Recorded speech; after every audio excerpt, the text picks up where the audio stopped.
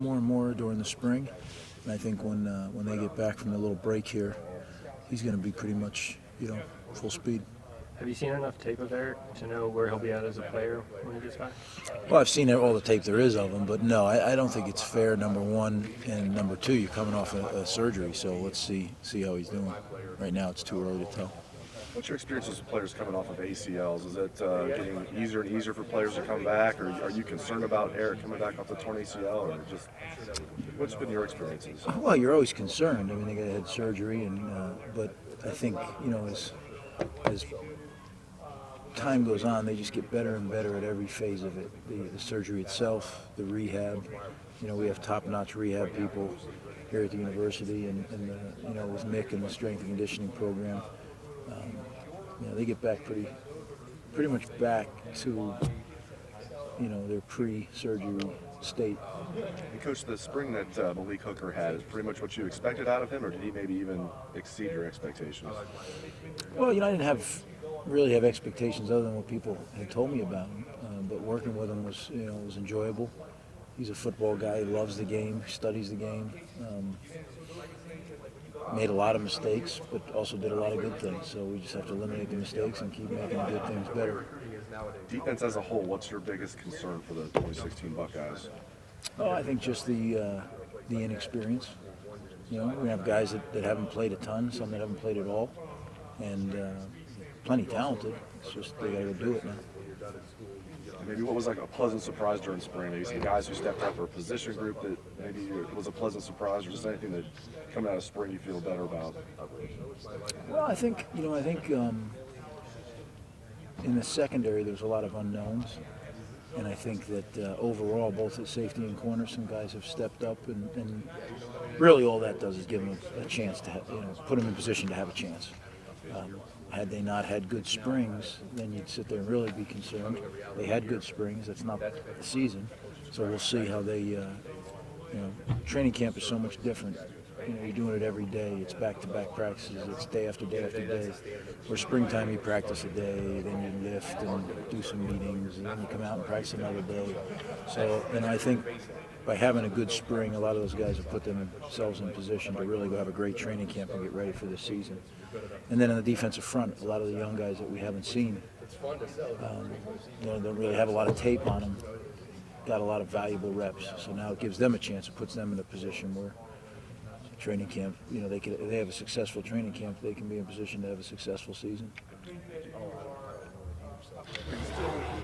I think David Webb ran some safety. Is that still kind of like in the plan, or is it just kind of like, I know it's experimental, but are there any other guys that could potentially work back there that play corner, or is it just kind of like where is your room sit right now that spring is complete? I think it's always a fluid situation back there. We try to cross-train guys as much as we can, so there is flexibility. But I thought Damon did a very good job, so I think he's got a chance to be really good at that position. He's new to it, but he showed a lot of promise.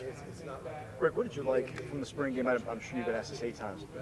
What did you like about the spring game with Malik? The way that he made big plays, I think 10 tackles in the game, active. What did you see not only in that game, but maybe in the whole spring, that would explain the kind of success he had that day? Well, he loves football, so he's a football guy. He studies it. He enjoys being in the meeting room. He enjoys doing the walkthrough stuff. That's, when guys love it, it makes it a lot easier. But what I felt Saturday was a guy who was very comfortable in front of a crowd, game speed, those type of things. He looked very natural out there. In no way, shape, or form was any of it too big for him. And, you don't know that. Even though we're in here and there's some people standing around, it's not the same. So just like Saturday's not the same as the regular season, it's certainly a lot closer. And I thought Malik looked very comfortable in that setting. The group as a whole is interesting. You've got 2 new guys going in, 2 guys are going into the draft next week out of that room. Do you feel that there is a new leadership core developing in your room?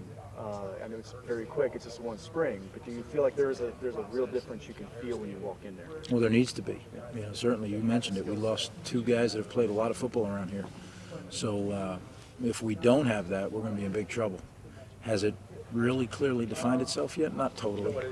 I think, but it's going to be, I think the whole group, and then as guys make plays, and continue to do the right thing, then they establish themselves as leaders. It's hard to be a leader when you haven't really played a ton, because part of leadership, in my opinion, is the production that you produce, the things you produce on the field.